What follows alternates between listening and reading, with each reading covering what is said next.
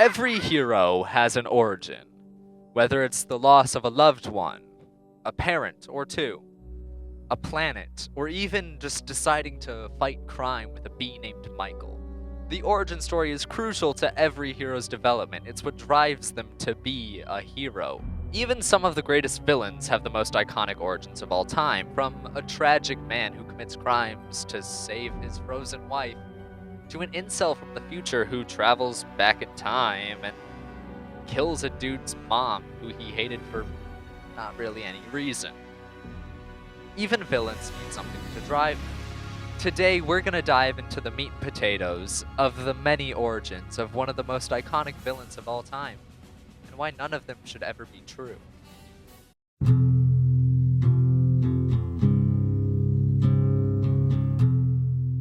Batman has a history of iconic rogues in his gallery, including, but not limited to, the Riddler, Scarecrow, Bane, Two-Face, Catwoman, and of course, Clayface! Poison Ivy! Freeze! No! You freeze! Mr. Freeze! Penguin! Crazy Quilt! Eraser! Polka Dot Man! Mime! Tarantula! King Tut! Orca! Killer Moth! Orange Harriet! Zodiac Master! Gentleman Ghost! Clock King! Calendar Man! Kite Man! Cat Man! Zebra Man! And the Condiment King! but none are as iconic as the clown prince of crime, the Joker. First appearing in 1940 in Batman #1, the Joker has been a green-haired thorn in the Dark Knight's side for 85 years. First appearing as a little more than a criminal with a devilish sense of humor, the Joker quickly evolved into little more than a prankster and faded into obscurity in the 1960s. The character was brought back and reimagined in the 1970s, turning his stand-up routine into something that packed a little more of a punch. Since then, the Joker has evolved into the nigh personification of evil, finding joy and humor in the greatest tragedies. The Joker has had his fair share of bone-chilling deeds throughout his history, including, but not limited to, shooting and paralyzing Barbara Gordon, beating Jason Todd to death with a crowbar, pretending to cut off the faces of the entire Bat family, and wearing a suit made of babies. Throughout his history, the Joker has had his fair share of origin stories. Some have had more influence than others, so we're going to take a little crash course on them before getting to the big kahuna, the most popular origin story for the Joker.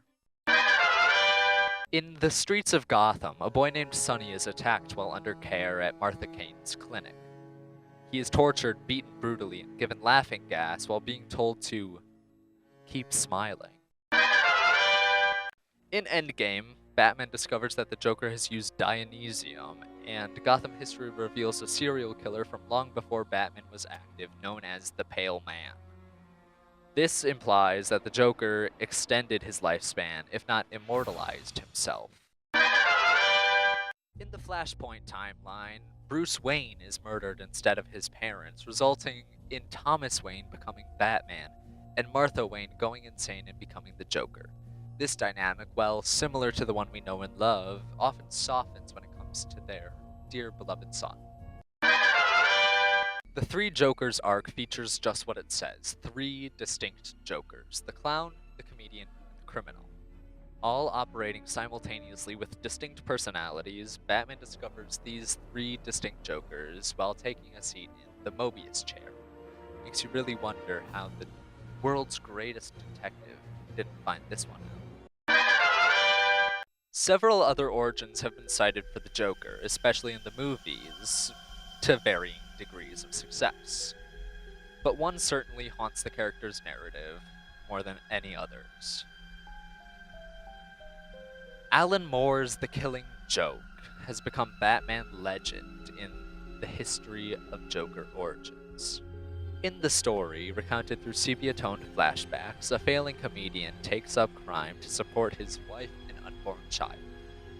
He takes on a mob job to rob a factory, where he will be playing a key role in the operation as the Red Hood, an alias used by the mob to hide the identity of whoever they needed to use for their jobs. When the man discovers that his wife and child died in an electrical fire, he attempts to back out of the job, but is strong-armed into it. The job fails, being busted by security and the Batman himself. As the poor guy flees the scene, he falls into a vat of chemicals before being flushed out with the waste. As he removes his helmet, all his pigment floods out of the crimson dome on his head. The man puts his head in his hands and laughs. He laughs and laughs and doesn't stop. We see what he's become. The Joker. No matter how popular an origin of the Joker has become, none has officially been deemed the true and official origin of the Clown Prince of Crime. And that's how it should be. Even while keeping close to Moore's Killing Joke origin, so many other Batman runs switch up little details of it to fit their narrative. Such details include the Joker's wife and child surviving in witness protection, or the Joker starting the Red Hood gang. Other origins, like Endgame and the Streets of Gotham, put their own hats in the ring as some of the more creative installments of the Joker origin story.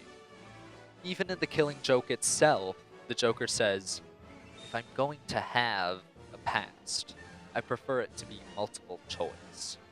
Comic writers in the 90s and early 2000s took this to heart, writing origin after origin, all different from one another, calling it the Joker's multiple choice era. But more modern origins, no matter how far they diverge from the point of splitting the character into thirds, always seem to run back into the same old joke. Stop me if you've heard this one, but a man in a red hood falls into a vat of chemicals, and yada yada yada. From his very first appearance with no origin whatsoever, the Joker has proven himself time and again as a character who needs no origin. And if that results in such creative origins as what we have seen so far, then a true and final backstory should never be on the table for the Clown Prince of Crime.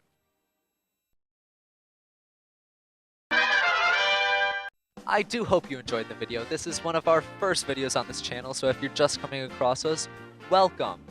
If you liked what you saw, be sure to let us know by liking and subscribing to Meat and Potatoes on YouTube, and leave a comment down below.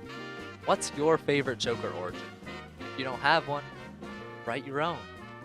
Thanks for watching, and we will see you next time.